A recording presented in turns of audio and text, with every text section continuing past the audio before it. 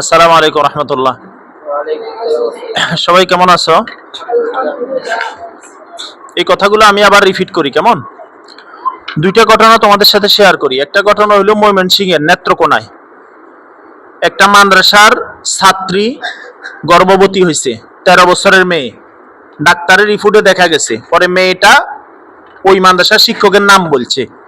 পরে খবর নিয়ে দেখা গেছে যে ওই মেয়েটা সিলেটে নানা বাড়িতে চলে গেছিল। আসলে হুজুরটা দোষী ছিল না, হুজুরের বক্তব্য। হুজুর বলছে আমার ডিএনএ টেস্ট করেন, ভয়ে পলাই গেছে, যেহেতু মিডিয়া এটা চলে আসছে। এরপরে গিয়া কালকে তাকে গ্রেফতার করছে র্যাবে, আজকে তাকে 3 দিনের রিমান্ড দিছে। সে কিন্তু এখনো দোষী প্রমাণিত হয় নাই।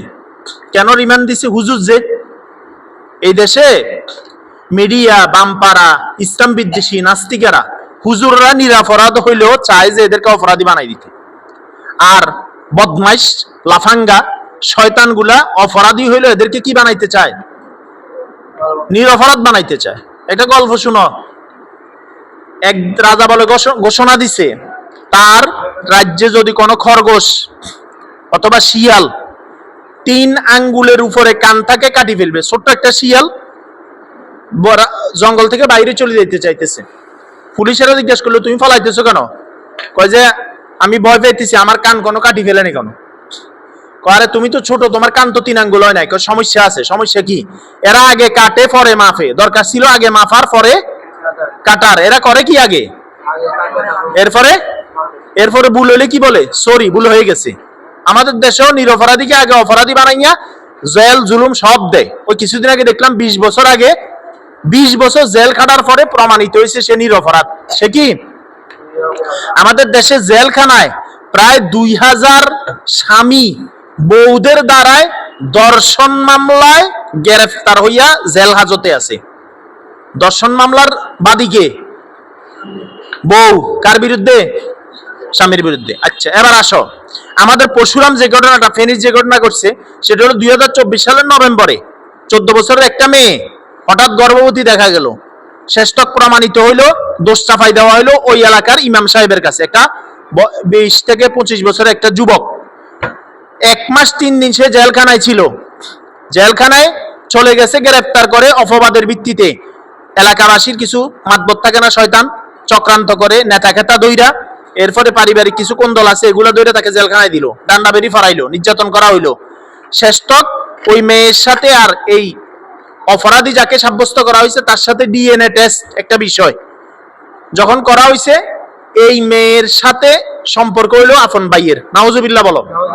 এরপরে বাচ্চা হয়েছে 2025 সালের ফেব্রুয়ারি মাসে। এরপরে আবার বাচ্চার ডিএনএ টেস্ট করার পরে বাচ্চার সাথে বাচ্চার মামার সাথে মিলে, অর্থাৎ বাচ্চার আপন বাপ হলো আপন মামা। কথা বুঝাইতে পারছো? নাউজুবিল্লাহ। শ্রেষ্ঠক 1 মাস 3 দিন জেল খেটে এই ভাইটা, মুজাফফর ভাইটা বের হয়েছে।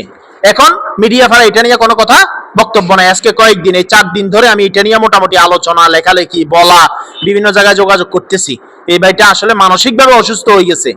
এই ভাইটাকে নিরপরাধে তার ইমামতি চলে গেছে, ইসলামী ফাউন্ডেশনের চাকরি চলে গেছে।